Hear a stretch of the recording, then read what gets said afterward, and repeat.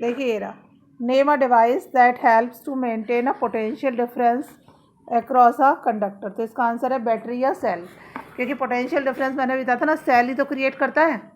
Cell क्या create करता है? इलेक्ट्रॉन डिफरेंस क्रिएट करता है ना। अभी तो बताया था मैंने, सेल इलेक्ट्रॉन डिफरेंस क्रिएट करता है, उसी की वजह से फ्लो होता है इलेक्ट्रॉन्स का, और उस डिफरेंस को ही हम क्या कहते हैं? Potential difference. लिखवाया इसलिए नहीं क्योंकि क्वेश्चन में है ना ये। अब ये 1 वोल्ट में लिखवा चुकी। How much energy is given to each coulomb of charge passing through a 6 volt battery. लाइए कर दूँ उस न्यूमेरिकल को। देखिए जो एनर्जी होती है वही वर्क डन होता है, ये याद रखना है। तो इस क्वेश्चन में पूछा है हाउ मच एनर्जी का मतलब W। एनर्जी और W एक ही बात है। ईच कूलम ऑफ चार्ज, तो Q क्या है? 1 coulomb, pass through a 6 volt battery. तो ये पोटेंशियल डिफरेंस कितना है? 6। फॉर्मूला था अभी मैंने बताया था V = W/Q, और यानी कि W = ये इसके साथ इंटू के VQ, तो V हो गया 6 × 1, 6 जूल। क्लियर? अब ये आपको ये सारे के सारे जो सिंबल्स हैं ये हमें याद होने चाहिए। इसमें जैसे अब ये देखिए, ये समझने का है, ये देखिए ये कहा है ना, मैंने कहा था ये की है, ओपन है, इसमें कोई डॉट नहीं है, इसका मतलब है करंट फ्लो नहीं हो रहा। ये की बनी है ना? हाँ की तो है, ये ओपन है क्लोज है? ये तो ओपन है, क्लोज में डॉट लगती है। क्लोज का मतलब सर्किट पे करंट फ्लो हो रहा है। जैसे डायग्राम आते हैं ना, तो बन के, आप पहले सुनो तो एग्जाम में क्या होगा, जैसे डायग्राम बन के आएंगे वो पूछेगा कि इसमें करंट फ्लो हो रहा है। अगर ऐसी की है तो करंट फ्लो नहीं हो रहा है। जैसे आपके घर में आप स्विच दबाती हो ना, स्विच दबाने का मतलब क्या है? सर्किट क्लोज हो जाता है। वैसे तो क्लोज का मतलब हम लोग क्या कहते हैं? तो यहाँ पर कॉपी तो चलो, क्योंकि वो इंग्लिश के अकॉर्डिंग लगाओगे तो उल्टा कर लोगे। ऐसा होता है, देखो मैं समझा। ये है बल्ब, है ना, ये सेल है, बैटरी लगा दी मैंने, तो बैटरी लगाओगे तो ज़्यादा पावर का रहेगा। और जो की ये वाली की होती है ये कन्फ्यूज करती है, कायदे में ऐसे होता है अंदर कनेक्शन। तो ये ओपन का मतलब ये इस पर टच नहीं कर रहा, जब टच नहीं कर रहा तो करंट फ्लो नहीं हो रहा।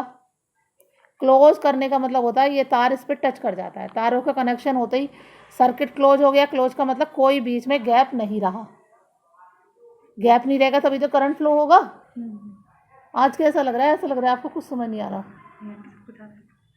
नहीं, बिल्कुल ऐसे एक्सप्रेशन लग रहे हैं जैसे उसके लगते हैं अदिति के।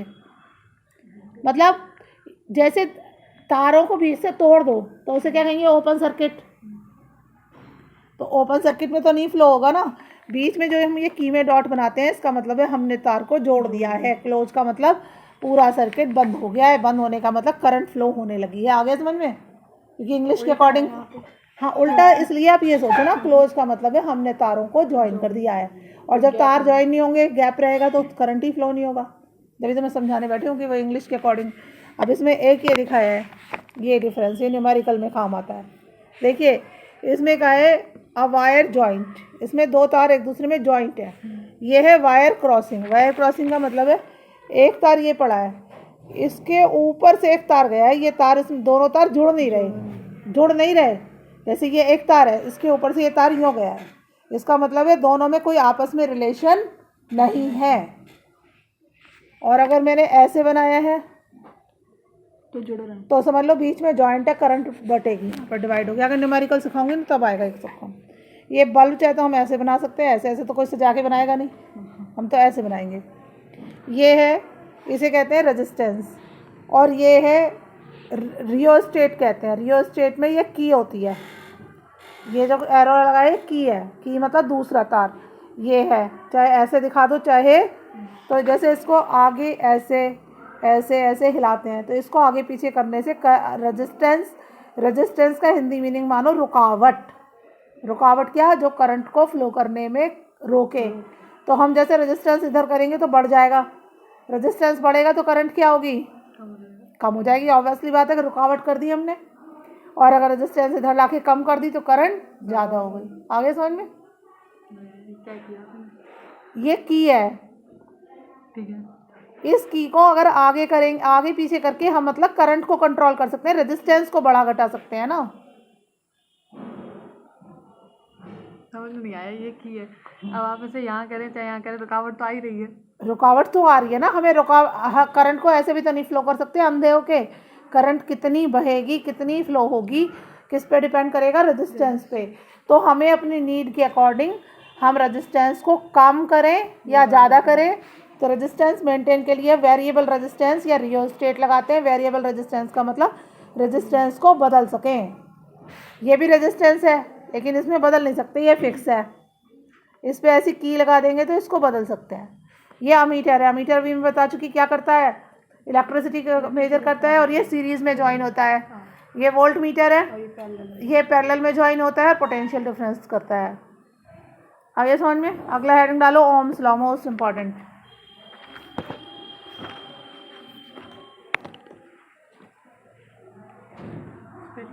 OHM, एक आदमी हुआ था, ओम था उसका नाम, मर गया खुदा बना के पढ़ाई। आज फिर बहुत गुस्सा आ रहा है उन्हें। कोई दिन होता है ना जब भी तो दिमाग इतना भी काम नहीं करेगा। अगर तुम दोबारा पूछो, बहुत दिमाग खराब है मेरा। देखिए ओम्स ने क्या कहा, पहले मैं समझा दूँ, लैंग्वेज से इसको देख के लिखवा दूँगी। लैंग्वेज इतनी कोई इंपॉर्टेंट नहीं होती। इसने कहा कि voltage is potential difference is directly proportional to current. मतलब जितना पोटेंशियल डिफरेंस होगा उतना करंट ज़्यादा होगा। पोटेंशियल डिफरेंस क्या बताया था? देखो दोबारा यहाँ पे, पहले ध्यान से सुन। ये दो तार है, इनके अगर दोनों में इलेक्ट्रॉन सेम हो गए तो फिर तो कोई किधर क्या फ्लो करेगा ही नहीं, फ्लो रुक जाएगा। और इधर की तरफ वाले बहुत सारे इलेक्ट्रॉन हैं तो हाई से लो की तरफ फ्लो करेगा और करंट ज़्यादा फ्लो करेगी। अगर ज़्यादा इलेक्ट्रॉन है, ऐसे मान लो, चलो तुम लोगों को ये नहीं पता चल रहा, ये एक बर्तन है,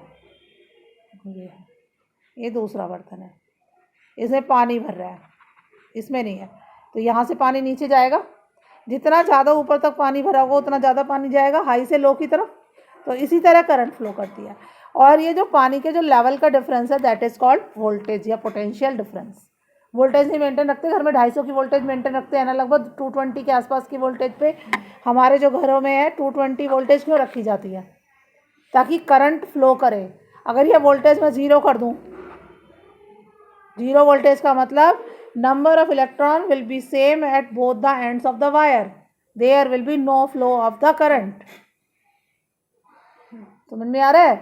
जितना ज़्यादा, अगर मुझे बहुत हाई करंट चाहिए तो मैं वोल्टेज क्या करूँगी? बढ़ा दूंगी। एसी वगैरह के लिए लगाते नहीं है हम लोग स्टेबलाइजर अलग से, हाई करंट की ज़रूरत होती है ना। क्या हुआ? मैंने तो ऐसा कुछ नहीं सुना कि ये लगाते हैं स्टेबलाइजर जो भी एसी में आज घर जाके देखना स्टेबलाइजर लग रहा होगा साइड में, स्टेबलाइजर लगता है एसी में।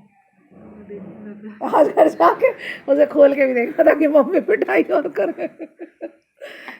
बेटा वोल्टेज को मेंटेन करने के लिए लगता है, ठीक है ना। आपने सुना नहीं है, आजकल नहीं होता, पहले ज़माने में बहुत फ्लक्चुएट होती थी ना वोल्टेज, कभी कम आती थी कभी ज़्यादा आती थी।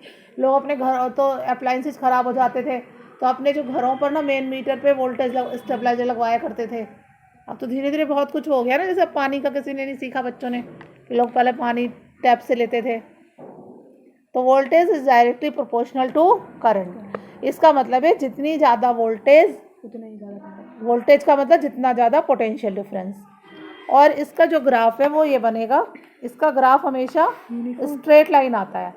मतलब ये तो कुछ भी बना लो, इसने 4 to 1 बनाया कुछ भी, मतलब आपको तो मेनली ऐसे बना देना है सिंपल एग्जाम में, यहाँ V यहाँ I, बस ये हो गया, ठीक है। अब इसमें कहा, आपको मालूम था प्रोपोर्शनलिटी साइन हटाते हैं, इक्वल टू लगाते हैं तो क्या लग जाता है? वो लगता था कांस्टेंट। जब ये इसके डायरेक्टली प्रोपोर्शनल का मतलब ये बढ़ा तो ये भी बढ़ा, ये घटा तो ये भी घटा, और प्रोपोर्शनलिटी साइन हटाते हैं तो एक कांस्टेंट लगाते हैं। तो R क्या है? R is a constant. पहले तो कांस्टेंट है ना, इट इज कॉल्ड रेजिस्टेंस। इसे क्या कहते हैं? रेजिस्टेंस। तो इसमें अगर हम सही करें तो ये I इसके नीचे आ गया, V/I इक्वल टू R, मतलब V/I इक्वल टू कांस्टेंट। तो ratio of potential difference and electric current is always constant. लिखिए अब इसके बारे में।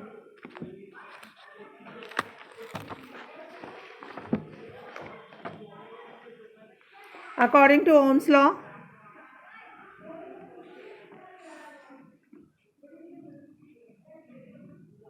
the potential difference across the wire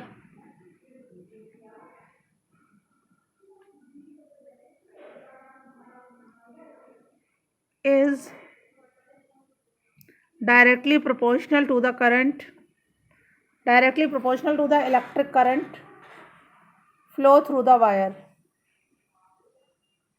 proportional to the electric current. Flow through the wire. लाइए अब ये समझो.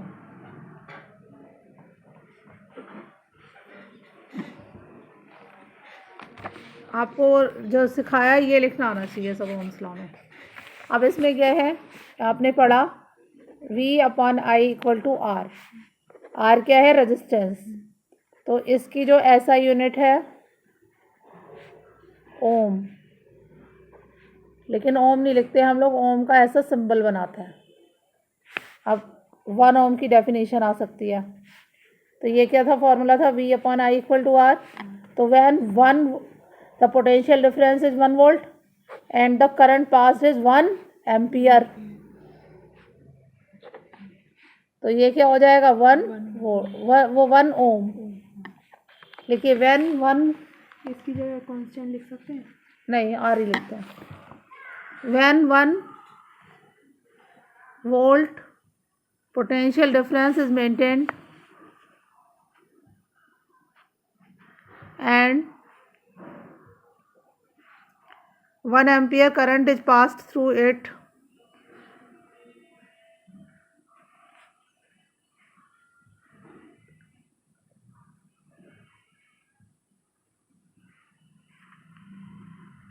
the resistance will be of 1 ohm.